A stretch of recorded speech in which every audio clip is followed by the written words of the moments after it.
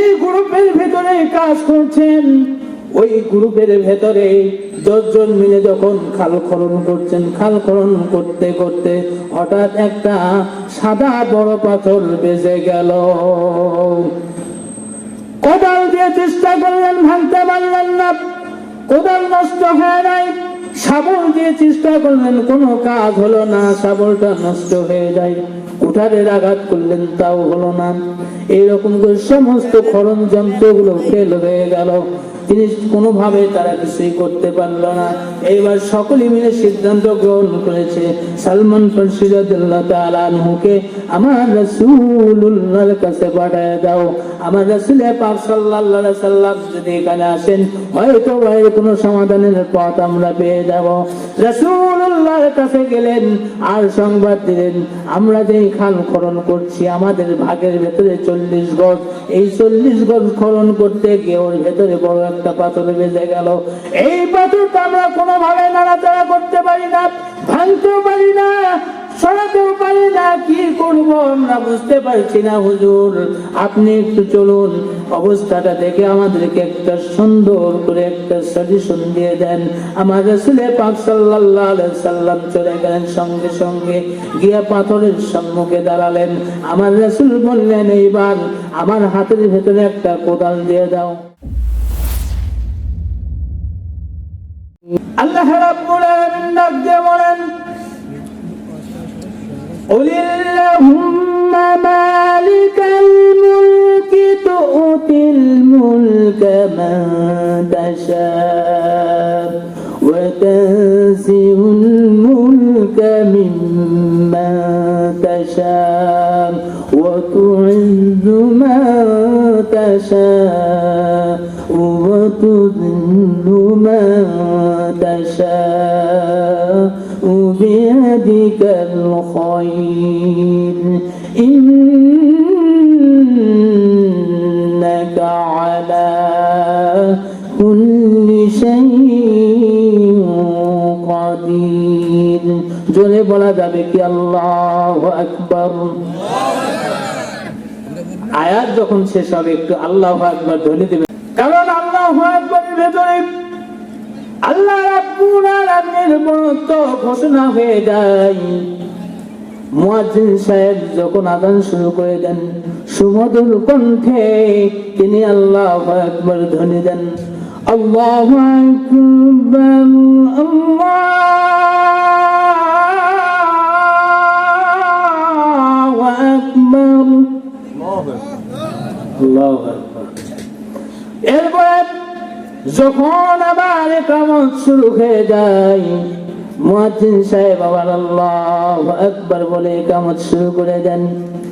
ইমাম সাহেব যখন তাকবীরে তাহরিমা শুরু করেন, শুরুতে যে শব্দটা বলেন আল্লাহু আকবার, রুকুতে যাবেন আল্লাহু আকবার, সিজদাতে যাবেন আল্লাহু আকবার, সিজদা থেকে যখন বান্দা উঠে দাঁড়ায়, ইমাম সাহেব আবার বলেন আল্লাহু আকবার। আল্লাহ রাব্বুল আলামিন এই আয়াতে কারিমার মধ্যে দিয়ে জানায়া দিলেন, কুলিল্লাহুম্মা মালিকাল মুলকি তু'তিল মুলকা মান তাশা ওয়া তানজিউল মুলকা মিম্মান তাশা। রাসূল বলে দেন, সমস্ত রাজত্বের মালিক কেবলমাত্র আল্লাহ। সমস্ত রাজত্বের মালিক কে? আল্লাহ। কারণ হল আল্লাহ রাব্বুল আলামিন ইচ্ছা করলেই নিমিষের মধ্যে, সেকেন্ডের ভেতরে, চোখের পলকে বাদশাকে ফকির বানায়া ভিক্ষার থালা হাতে ধরাইয়া দিতে পারেন, পারেন না? আবার ইচ্ছা করলে সেকেন্ডের ভেতরে ফকিরকে বাদশার সিংহাসনে বসায় দিতে পারেন, পারেন কি পারেন না? তার মানে হলো আল্লাহ রাব্বুল আলামিন এমন এক ক্ষমতাধর স্রষ্টা, ইচ্ছা করলেই তিনি সব কিছু উলট পালট করে দিতে পারেন। চাইলেই বান্দাকে সম্মানের আসনে বসায় দিতে পারেন, সম্মান দিয়ে ধন্য করতে পারেন। আবার চাইলেই বান্দাকে অপমানিত লাঞ্ছিত করে দিতে পারেন। পারেন কি পারেন না? সে আল্লাহ এখনো আছে না নাই?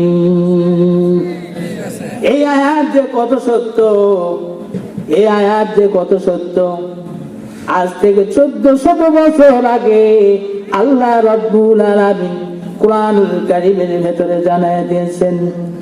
এই আয়াতে কারিমা বাস্তবতার সঙ্গে যদি মিলান, এই যে গেল গত বছরের 5ই আগস্ট যায়নি, বোঝা যায়নি, এই আয়াতের সত্যতা আমরা বুঝতে পাইনি। আল্লাহ রাব্বুল আলামিন চোখে আঙুল দিয়ে আয়াতটাকে সত্য হিসেবে আমাদের চোখের সামনে তুলে ধরেছে। এরপরে দেখেন আল্লাহ রাব্বুল আলামিন এরপরে আয়াত বললেন, তুলিদুল লাইলা ফিন নাহারি ওয়া তুলিদুন নাহারা ফিল লাইল তুখরিজুল হাইয়া মিনাল মাইয়িতি ওয়া তুখরিজুল মাইয়িতা মিনাল হাইয়্যি ওয়া তারযুকু মান তাশাউ বিগাইরি হিসাব। জোরে বলেন আল্লাহু আকবার। আল্লাহ রাব্বুল আলামিন এমন এক সত্তা, এমন এক ক্ষমতাধর সৃষ্টিকর্তা, এমন এক সত্তা, এমন এক রব, এমন এক পালন কর্তা। তিনি মানুষকে এমন ভাবে আল্লাহ পাক দুনিয়ায় পাঠিয়েছেন, আর তিনি কি করেন? দিনকে রাতের ভেতরে ঢুকাইয়া দেন, আবার রাতকে দিনের ভেতরে ঢুকাইয়া দেন। কে? দিনকে রাতের ভেতরে, রাতকে দিনের ভেতরে ঢুকাইয়া দেন আমার আল্লাহ। কিভাবে? এখন শীতের মৌসুম চলতেছে, দেখেন শীতের দিন ছোট হয়ে যায়, আবার যখন গ্রীষ্মকাল আসে তখন দিনটা বড় হয়ে যায়। তার মানে দিনের কিছু অংশটা রাতের ভেতর চলে গেছে, আবার একটা সময় আসবে রাতের কিছু অংশটা দিনের ভেতরে চলে যায়। এরপরে দেখেন আল্লাহ রাব্বুল আলামিন এমন এক স্রষ্টা, আল্লাহ রাব্বুল আলামিন মৃত থেকে জিন্দা করেন, আবার জিন্দা থেকে মৃত করেন, আবার একদিন এই মৃত থেকে জিন্দা করবেন। কোন সন্দেহ আছে? একদিন মৃত ছিলাম, আর একদিন আল্লাহ পাক জিন্দা করেছে, আবার একদিন আমাদের মৃত্যু হবে। এই মৃত্যু থেকে জিন্দা করবেন কে? আল্লাহ পাক। একটা ডিম মৃত, কিন্তু ডিমটা যখন উষ্ণতা মুরগির নিচে রাখা যায় কিছুদিন, এরপরে খোসা ফেটে বেরিয়ে আসে আর একটা জীবিত বাচ্চা। বলেন আল্লাহু আকবার। এটা দুনিয়ার কেউ চাইলে পারবে? এখন বলবেন হুজুর এখন তো হ্যাচারির ভেতরে ডিম ফুটানোর মেশিন তৈরি হয়েছে। হয়নি? কোন ডিম ফুটানোর জন্য মেশিন তৈরি হয়েছে, সেই মেশিনটা কম্পিউটার কন্ট্রোল করা হচ্ছে, আর ওইখানে নির্দিষ্ট একটা তাপমাত্রা দেওয়া আছে।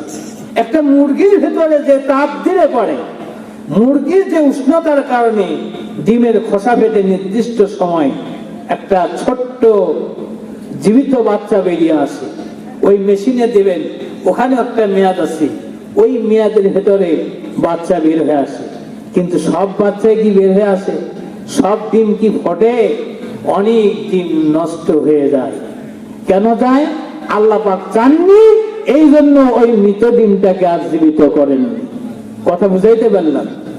এরপরে দেখেন শুকনো একটা বীজ আপনি রোপণ করলেন, একটা ভুট্টোর বীজ আপনি রোপণ করলেন, এই মাটি ভেদ করে আবার জীবিত একটি গাছ আল্লাহ পাক বের করে দেন। এটা কোনো কেউ দুনিয়ার কেউ পারবে?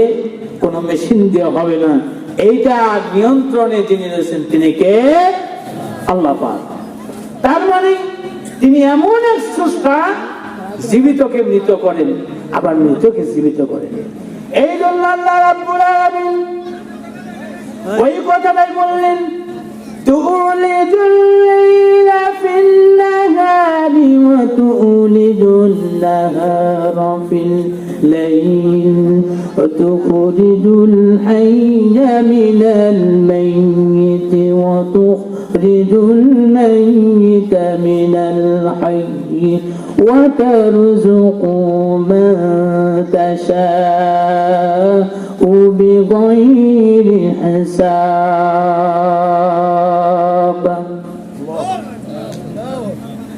এই আয়াতের শান নজুল হলো, প্রথম আয়াতের শান নজুল হলো রাসূল পাক সাল্লাল্লাহু আলাইহি ওয়াসাল্লাম এক সময় সাহাবায়ে কেরামদের জন্য দোয়া করলেন, মুসলিম উম্মার জন্য দোয়া করলেন যে আল্লাহ এমন একটা সময় আসবে আপনি সেই সময় রোম পারস্য পর্যন্ত বিজয় দান করবেন। রাসূল পাক সাল্লাল্লাহু আলাইহি ওয়াসাল্লাম আল্লাহ পাকের দরবারে এই আবেদন করছেন। এই কথা যখন মুনাফিক ইহুদিদের কানে গেল তখন তারা সমালোচনা করতেছে, মুহাম্মদ রোম পারস্যের স্বপ্ন দেখে।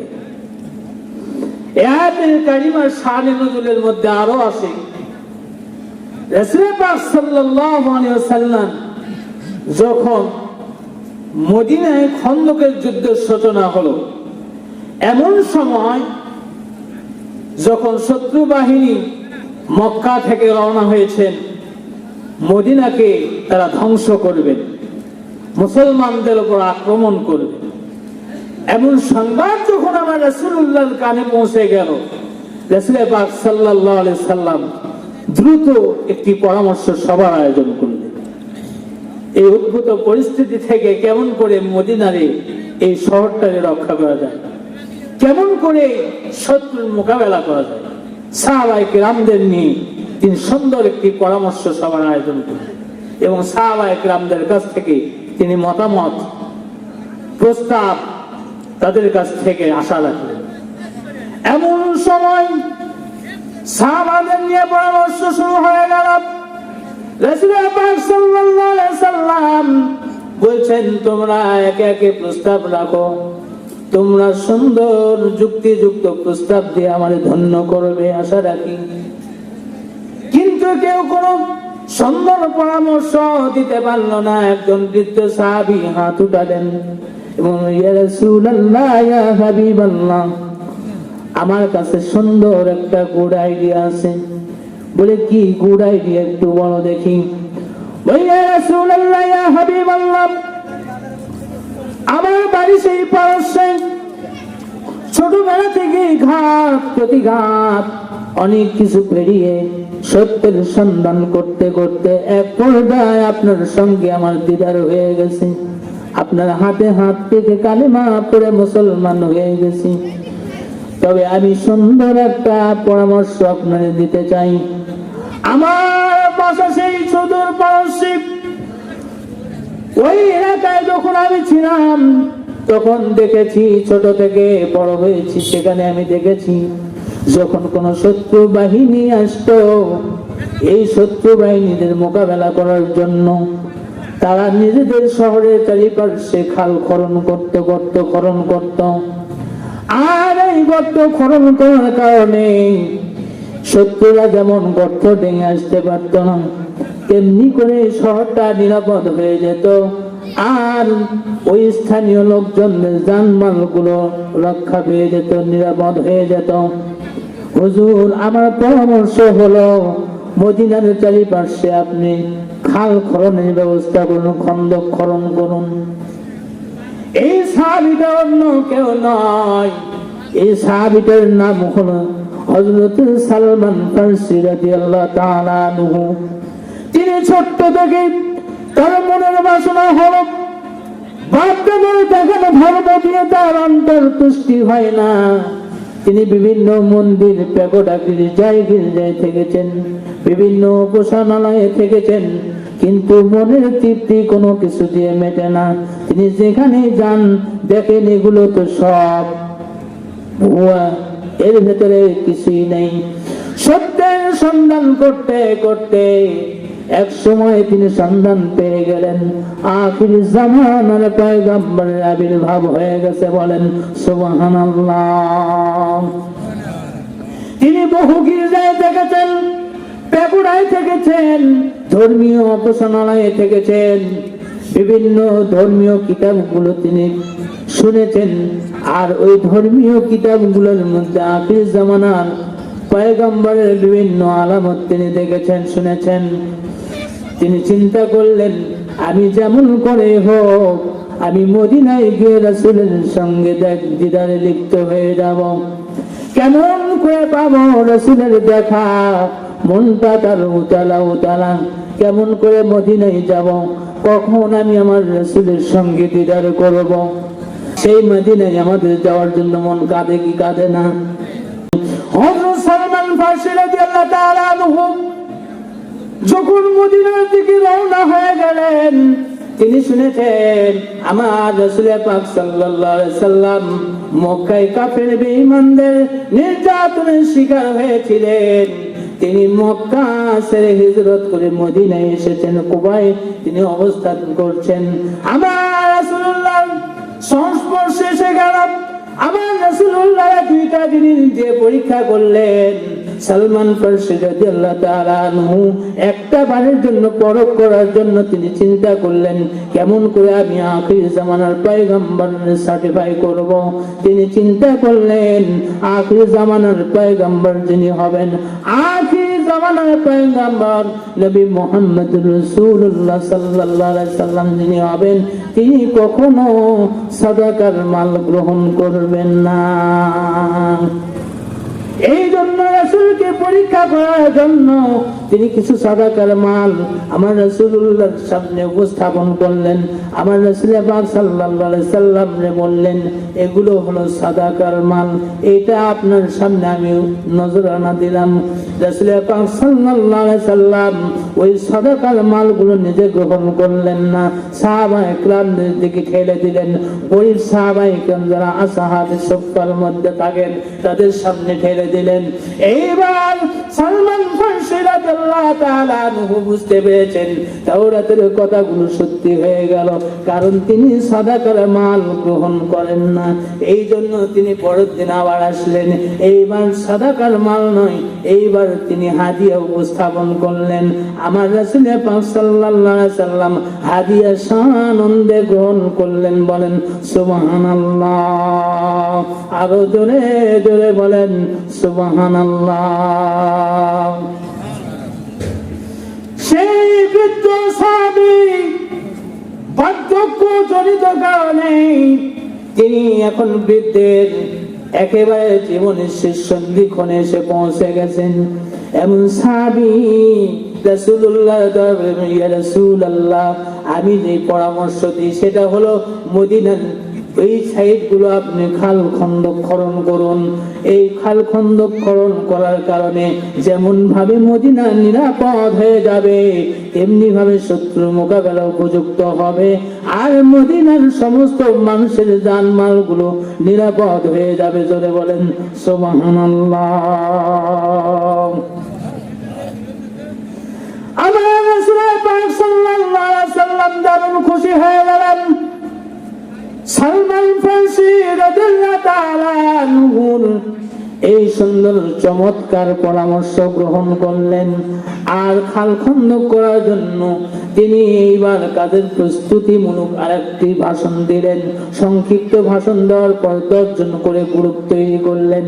আর এই 10 জন করে গ্রুপে 40 গজ পর্যন্ত করে তাদেরকে খরার জন্য নির্দেশ দিলেন। লম্বাই 40 গজ। কয়জন মানুষ? 10 জন করে মানুষ, 10 জন করে সাহাবায়ে কেরাম, 40 গজ পর্যন্ত তারা খাল খনন করে চলে যাবে। খাল খনন কাজ শুরু হয়ে গেল। কি অবাক করা ঘটনা! খাল খনন করতে করতে হযরত সালমান ফারসি রাদিয়াল্লাহু তাআলা আনহু যে গ্রুপের ভিতরে কাজ করছেন, ওই গ্রুপের ভেতরে 10 জন মিলে যখন খাল খনন করছেন, খাল খনন করতে করতে হঠাৎ একটা সাদা বড় পাথর বেজে গেল। কোদাল দিয়ে চেষ্টা করলেন, ভাঙতে পারলেন না। কোদাল নষ্ট হয়ে নাই। শাবল দিয়ে চেষ্টা করলেন, কোনো কাজ হলো না, শাবলটা নষ্ট হয়ে যায়। কুঠারের আঘাত করলেন, তাও হলো না। এইরকম করে সমস্ত খনন যন্ত্রগুলো ফেল হয়ে গেল। তিনি কোনোভাবে তারা কিছুই করতে পারলো না। এইবার সকলে মিলে সিদ্ধান্ত গ্রহণ করেছে, সালমান ফারসি রাদিয়াল্লাহু তাআলা আনহুকে আমার রাসূলুল্লাহর কাছে পাঠিয়ে দাও। আমার রাসূল পাক সাল্লাল্লাহু আলাইহি সাল্লাম যদি এখানে আসেন, হয়তো এর কোনো সমাধানের পথ আমরা পেয়ে যাব। রাসূলুল্লাহর কাছে গেলেন আর সংবাদ দিলেন, আমরা যে খাল খনন করছি আমাদের ভাগের ভেতরে 40 গজ, এই 40 গজ খনন করতে গিয়ে ওর ভেতরে বড় একটা পাথর বেজে গেল।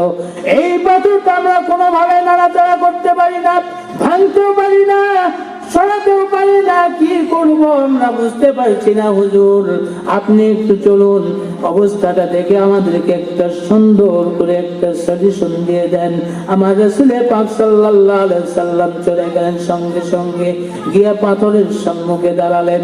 আমার রাসূল বললেন, এইবার আমার হাতের ভেতরে একটা কোদাল দিয়ে দাও। আচ্ছা, আপনারা বলেন, কেউ পারে 10 জন মিলে?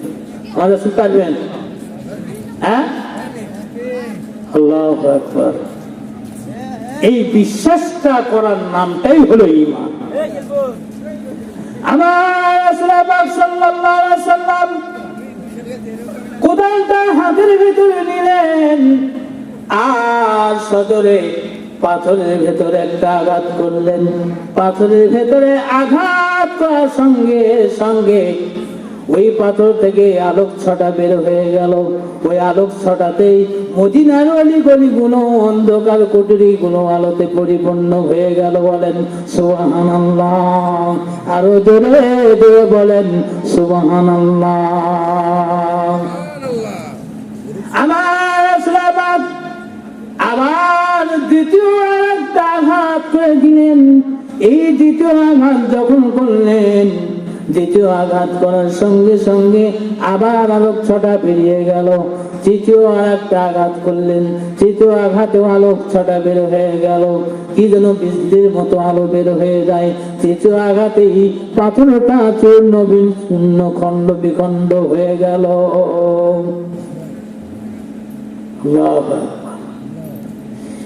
এইবার সাহাবায়ে কিরাম হযরত সালমান ফারসি রাদিয়াল্লাহু তাআলা আনহু আমার রাসূলুল্লাহ ডাক দিয়ে বলতেছেন, ইয়া রাসূলুল্লাহ, আজকে যা দেখলাম আমার জীবনে আর কোনোদিন এমন কিছু দেখিনি।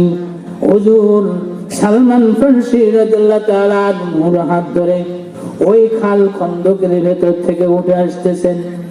সালমান ফারসির এমন মন্তব্য শুনে হুজুর পাক সাল্লাল্লাহু আলাইহি সাল্লাম সাহাবাদেরকে জিজ্ঞাসা করলেন, আমার সাহাবায়ে কিরাম, সালমান ফারসি যেমন কথা বলেছেন এই কথার সঙ্গে কি তোমরা একমত? বলে, ইয়া রাসূলুল্লাহ, ইয়া হাবিবাল্লাহ, সালমান ফারসি যে কথা বলেছে আমরা ওই কথার সঙ্গে একমত। আজকে যা কিছু দেখলাম আমরা কোনোদিন এমন কিছু দেখিনি।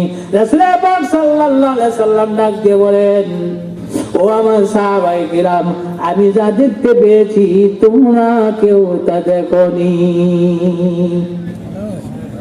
প্রথম যখন আমি এই পাথরের ভেতরে আঘাত করেছিলাম, ওই আঘাতে যে আলোটা বের হয়েছিল, ওই আলো বের হওয়ার সঙ্গে সঙ্গে ওই আলোক ছটাতে মাদিয়ান শহরের বিভিন্ন বড় বড় অট্টালিকার প্রাসাদ গুলো আমার চোখের সামনে ধরা পড়ে গেল। বলেন সুবহানাল্লাহ। হযরত জিবরাইল আলাইহিস সালাতু ওয়াস সালাম তিনি ডাক দিয়ে বলেন, ইয়া রাসূলুল্লাহ, ইয়া হাবিবাল্লাহ, এমন একটা সময় আসবে, এমন একটা দিন আসবে যেই দিন এই মাদিয়ান শহরটা আপনার সাহাবাদের আওতায় চলে আসবে। বলেন সুবহানাল্লাহ। আপনার সাহাবায়ে কিরাম এই শহরগুলোকে তারা জয় করে নেবে। দ্বিতীয়বার যখন আমি আঘাত করলাম, এই আঘাতের আলো যখন বের হলো, আমি ওই পারস্যের বড় বড় প্রাসাদ গুলো আমার চোখে ধরা পড়ে গেল। আমি জিবরাইল আমিন ডাক দিয়ে বলেন, ইয়া রাসূলুল্লাহ, ইয়া হাবিবাল্লাহ, এমন একটা সময় আসবে যেই সময় এই পারস্য শহরগুলো আপনার সাহাবীদের আওতায় এসে যাবে। বলেন সুবহানাল্লাহ। এরপর তৃতীয় আঘাত যখন করলাম, তৃতীয় আঘাতের আলো যখন বের হলো, ওই ইয়ামিনের প্রাসাদ গুলো আমার হুজুরের সামনে ধরা পড়লো। আর জিবরাইল আমিন ডাক দিয়ে বলে, ইয়া রাসূলুল্লাহ, ইয়া হাবিবাল্লাহ, ইয়া রাসূলুল্লাহ, ইয়া হাবিবাল্লাহ, এমন একটা সময় আসবে এই ইয়ামিনের রাষ্ট্রগুলো, শহরগুলো আপনার সাহাবাদের আওতায় চলে আসবে, আর এগুলো একদিন মুসলমানরা শাসন করবে। এই কথা শোনার কারণে সাহাবায়ে কেরাম তারা এটা নিয়ে আনন্দে উদ্দোলিত হয়ে গেলেন। আর মুনাফিকরা বলা বলি করতেছে, মুহাম্মাদের দেখো কাম, দেখো মদিনা থাকতে আবার সে পারস্য ইয়ামিনের স্বপ্ন দেখো, অথচ সেগুলো কত রাষ্ট্রধর, তাদের পেটে খাবার নাই, দেহে পোশাক নাই, কিন্তু তারা বড় বড় স্বপ্ন দেখতেছে। আজকেও তারা ক্রিটিসাইজ করে বিভিন্ন ভাবে মৌলবীদের নিয়ে, কোরআনওয়ালাদের নিয়ে। তোমরা কান খুলে শুনে রাখো, সংখ্যায় বেশি আছে না নাই, পেটে খাবার আছে না নেই, কাপড় দেহে আছে না নেই, ওইটা বড় বিষয় না, বরং বড় বিষয় হলো বিজয় হলো আমার আল্লাহ পাকের হাতে। সম্মানিত উপস্থিতি, এর মানে হলো আমরা যত কিছুই বলি আর যত কিছুই করি, এটা হলো কোরআনের বাংলাদেশ, মুসলমানদের বাংলাদেশ, আলেম ওলামার বাংলাদেশ। এই বাংলাদেশে আল্লাহ রাব্বুল আলামিন আজ হোক বা কাল হোক এই কোরআনের বিধান দিয়ে রাষ্ট্র পরিচালনা হবে। চান না? কারা কারা চান? একটু হাত উঠান তো দেখি বাবা। নারায়ে তাকবীর, নারায়ে তাকবীর।